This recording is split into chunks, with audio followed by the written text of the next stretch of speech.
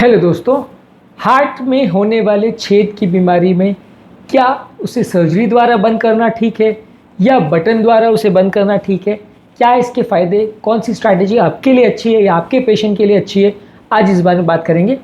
जन्म से होने वाले हार्ट की जो विकृतियाँ हैं या जो छेद की बीमारियाँ हैं, उसमें दोनों ऑप्शंस अवेलेबल होते हैं। एक होता है ओपन हार्ट सर्जरी द्वारा छेद को बंद करना और एक होता है बगैर सर्जरी एंजियोप्लास्टी जिस तरह से की जाती है उसी टेक्निक से बटन लगा के हार्ट के छेद को बंद करना।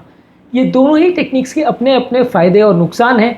आज इसको डिस्कस करेंगे और ये डिसाइड करेंगे या ये डिस्कस करेंगे कि कौन सा आपके पेशेंट के लिए ज़्यादा अच्छा और ये डिसीजन कैसे लिया जाता है।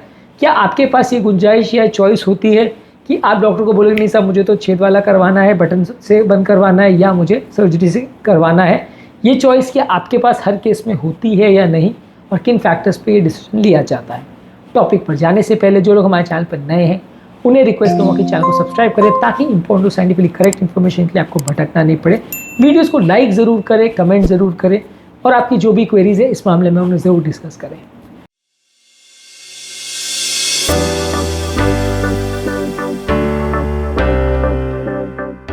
सबसे पहले बात करेंगे जो बटन द्वारा छेद को बंद किया जाता है यानी डिवाइस क्लोजर किया जाता है, उसके क्या फ़ायदे और नुकसान हैं।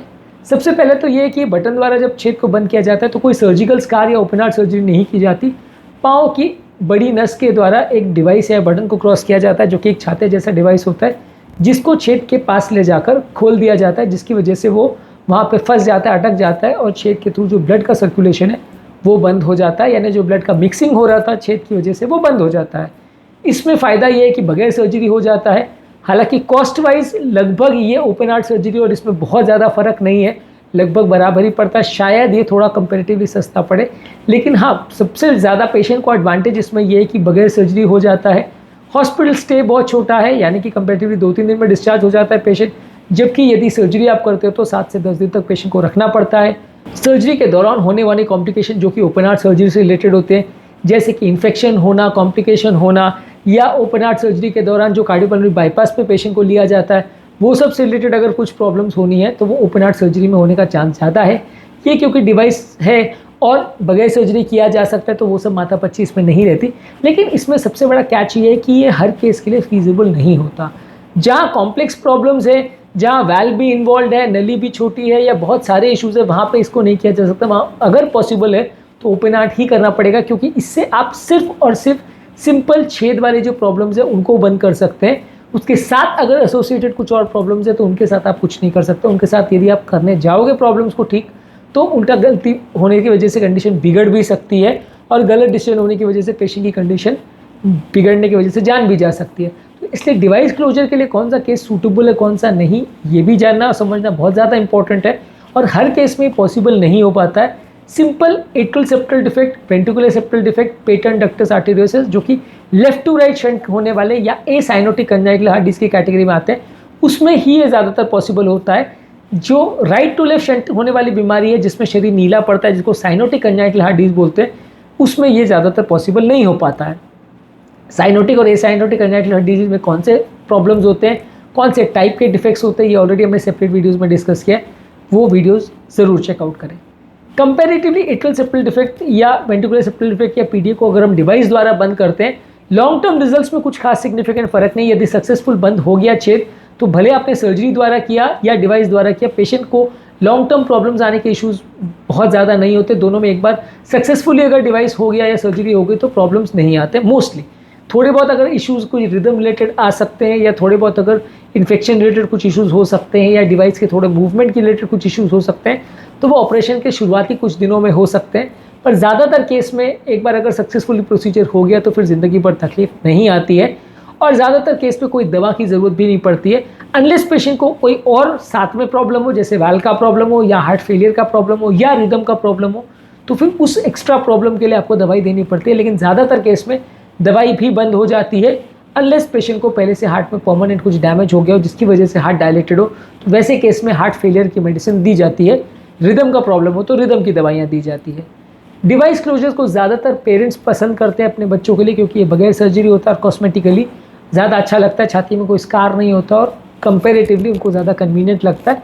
लेकिन बस इसकी लिमिटेशन ये है कि हर केस में पॉसिबल नहीं हो पाता है, बहुत सिलेक्टेड केसेस में ही हो पाता है। बहुत ज़्यादा बड़े साइज़ के डिफेक्ट या कॉम्प्लेक्स टाइप के डिफेक्ट्स जो हैं वो कंपेरेटिवली इससे ट्रीट नहीं किए जा सकते। जबकि सर्जरी का फ़ायदा ये है कि बहुत कंपेरेटिवली ज़्यादा केस में किया जा सकता है।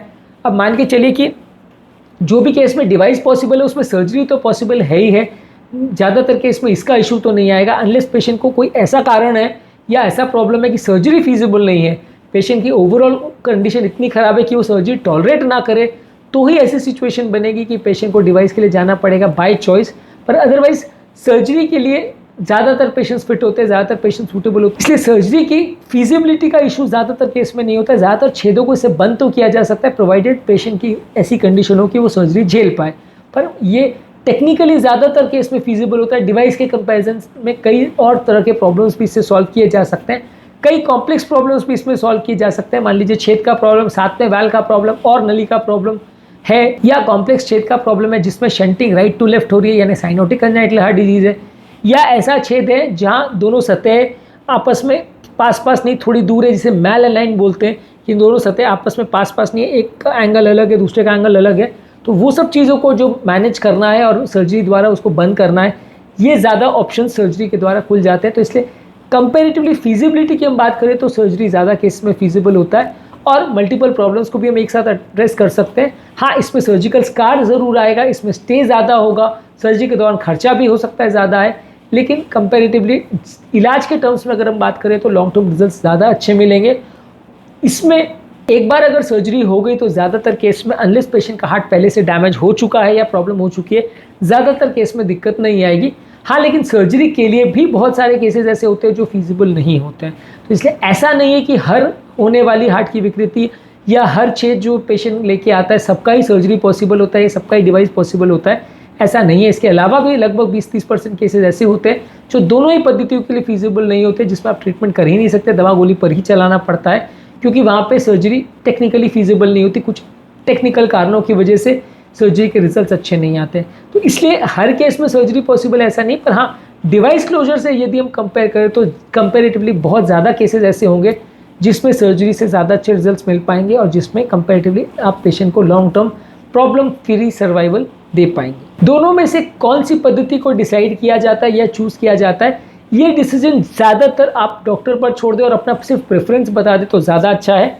पर इसमें ज़्यादातर पेशेंट के पास बहुत चॉइसेस नहीं रहती, क्योंकि टेक्निकल जो इश्यूज़ हैं वो कई बार पेशेंट को समझना समझाना बड़ा मुश्किल है। पेशेंट को ज़्यादातर इस मामले में अपने डॉक्टर को रिलाई करना पड़ता है और ये हर केस में फीजिबल हो दोनों पद्धतियाँ, ऐसा ज़्यादातर नहीं होता। तो इसलिए आपको आपके डॉक्टर पर ये डिसीजन छोड़ना पड़ेगा कि वो छेद को बटन द्वारा बंद करना चाहेगा या सर्जरी द्वारा। हाँ, अगर दोनों ऑप्शंस आपको दिए जाते हैं तो आप चूज़ कर सकते हैं कि मुझे सर्जरी ज़्यादा पसंद है या मुझे डिवाइस ज़्यादा पसंद है। ऑब्वियसली ज़्यादातर लोग डिवाइस ही ज़्यादा पसंद करते हैं क्योंकि वो बगैर सर्जरी बगैर स्कार के हो जाता है, लेकिन मोस्ट ऑफ द केसेस में ये चॉइस आपके पास हो ऐसा मुश्किल है।